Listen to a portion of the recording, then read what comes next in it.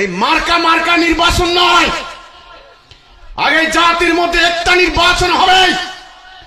এই জাতির সামনে একটা প্রস্তাব দেবেন, তোমরা কি জাতীয় রাষ্ট্রীয় জীবনে আল্লাহর হুকুম চাও না আল্লাহর হুকুম চাও না?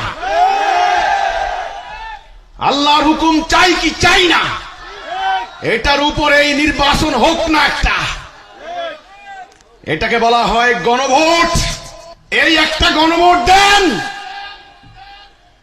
যদি এদেশের জনগণ 90% মুসলমান, তারা হজ করতে যায়, নামাজ পড়ে, আলেম ওলামাদেরকে আদর যত্ন করে মুরগির ডিম হাঁসের ডিম খাওয়ায়, এরা যদি বলে আমরা আল্লাহর বিধান চাই না, আমি সেই দিন থেকে এই জাতির মধ্যে কলেমার দাওয়াত আর দেব না।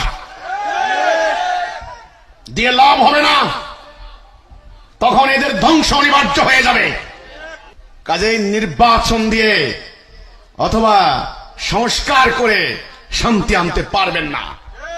সিদ্ধান্ত নিতে হবে এখন থেকে। আমরা এতদিন থেকে যে পশ্চিমাদের অনুসরণ করেছি আর তাদের আইন মানব না।